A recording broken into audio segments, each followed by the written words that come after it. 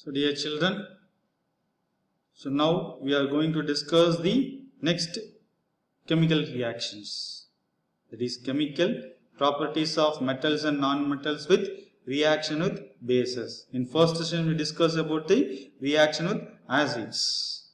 Now we are going to discuss the reaction with bases. So generally when metal is treated with base, it will form salt and hydrogen gas is liberated. And when non-metal is treated with the base, it forms complex.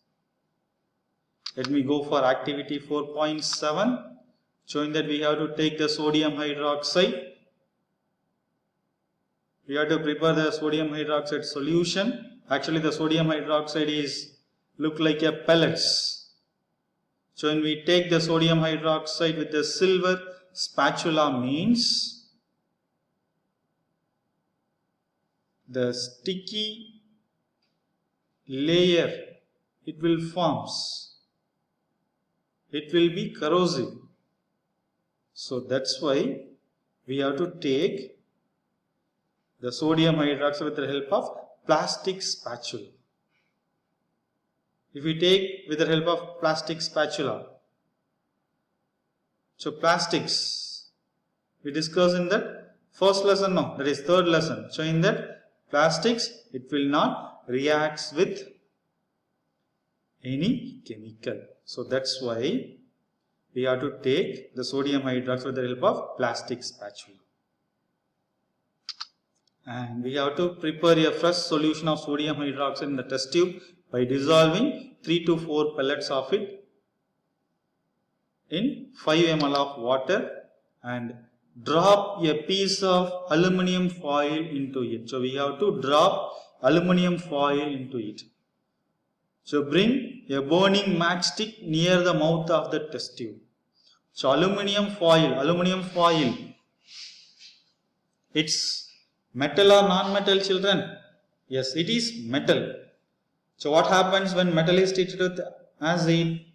It forms salt and hydrogen gas is liberated. The same process goes on. The aluminum is treated with sodium hydroxide. So what does it form? It forms sodium aluminate and hydrogen gas is liberated. So the reaction is aluminum formula is Al, sodium hydroxide formula is NaOH. So that we have to add water now. So you have to take that aluminum hydroxide solution only. So actually the aluminum hydroxide is in the solid state. It's look like a pellet. So we have to dissolve the sodium hydroxide with water. So that's why here H2O is there. So sodium hydroxide plus water, it will form sodium aluminate. So the sodium aluminate formula is NaAlO2 and hydrogen gas is liberated. So what does the pop sound indicate? What does the pop sound indicate? Yes, here also the hydrogen gas is there. The pop sound indicates the presence of hydrogen gas. And metal react with sodium hydroxide to produce hydrogen gas. So when metal is react with sodium hydroxide, what does it form? It forms salt and hydrogen gas is liberated. So reactions of non-metals with bases, what does it form? It forms complex. And next we can go for activity 4.8. It's very interesting topic. So we have to take that 500 ml beakers and label them A, B, C, D and E and take about 50 ml of water in each beaker. So dissolve in each beaker a teaspoon of each substance as indicated in figure. So we have to take the 5 beakers with 100 ml of water. Sorry, we have to take the 100 ml beaker. So in that we have to add 50 ml of water in each test tube. So dissolve in each beaker a teaspoon of such substance. We have to dissolve that substance. So keep the beakers undisturbed for some time. And record your observation in your notebook. So this is A, B, C, D, E. So the first beaker, that is A. So we have to mix the two beakers. In first beaker, the copper sulfate is in the blue color, and when we add zinc granules in the copper sulfate, so what does it form? It forms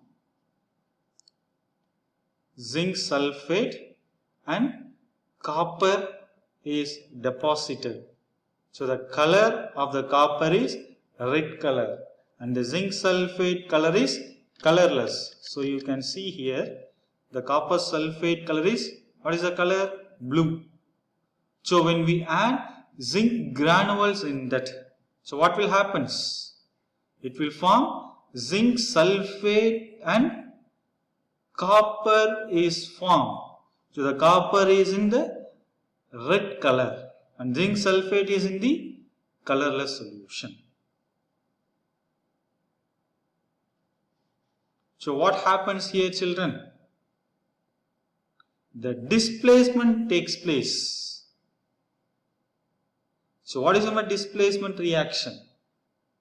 So the term displacement reaction means the reaction in which a more reactive element displaces a less reactive element from its compound is called displacement reaction.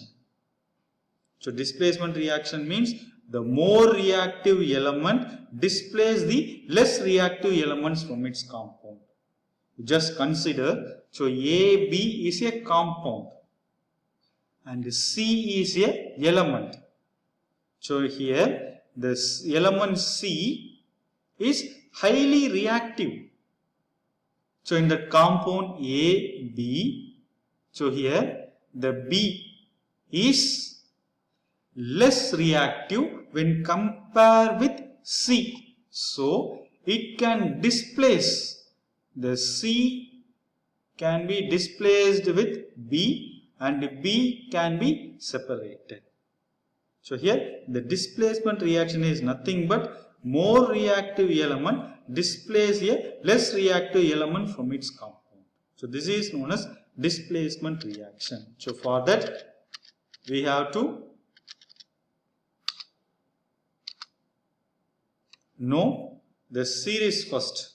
So the series are potassium, sodium, calcium, magnesium, aluminium, carbon, zinc, iron, lead, hydrogen, copper, silver, gold. So this is the reactivity series. So here which element is highly reactive? Yes, it is potassium. Second, sodium. Third, calcium. Fourth, magnesium. Fifth, aluminium. Sixth, carbon. Next, zinc, iron, lead, hydrogen, copper, silver, gold. So this is the reactivity series. So you can see the first example, copper sulfate. So copper sulfate is a compound. So in that you can see the copper. So copper is here. So this is the compound. When copper sulfate is treated with the zinc granules, the zinc is highly reactive or less reactive when compared with copper sulfate. So when we compare with copper, the zinc is highly reactive. So the copper is less reactive. You can see here. So the copper is less reactive. So the highly reactive zinc, it will displace with copper sulfate and form zinc sulfate plus copper is removed. And in second beaker, so in B, what is that? Yes, it is copper sulfate. So when we put the iron nail in the copper sulfate, so what will happen? You can see here the copper, iron. So the copper is less reactive, iron is more reactive. So it will displace. So what product is formed, children?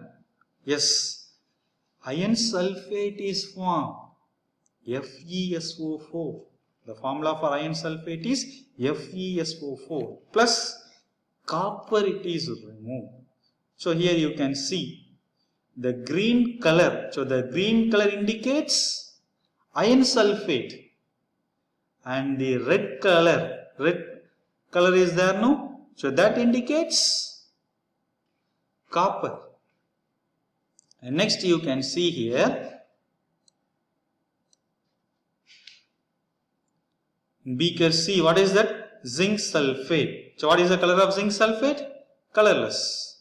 So when we add copper turnings into the zinc sulfate, so what happens? You can see here zinc sulfate. So zinc is, so when compare with copper, so what happens?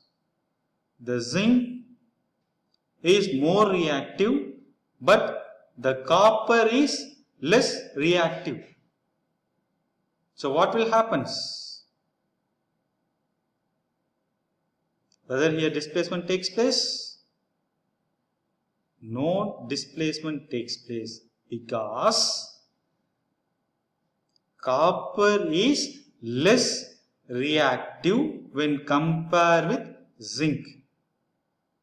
Here the zinc is more reactive, no? So it will not displace the copper. So the reaction does not take place. No change is there here. And when we go for D, beaker D, so in that iron sulfate. So with that iron sulfate, when we add copper, so you can see iron and copper. So which is high reactive? Iron is highly reactive. Copper is less reactive. So here also no displacement takes place because copper is less reactive than iron. The reaction does not take place. And when we go for zinc sulfate with iron nail, so zinc sulfate is colorless. So when we add iron nail, so zinc, iron, so which is highly reactive here? Zinc is highly reactive. So the iron is less reactive when compared with the zinc. So no change will be there. So in beaker C, D, E, no change will be there because here the metals which are used, that is less reactive when compared with that element present in the compound. So in beaker C, D, E, no change will take place. And what is my displacement reaction?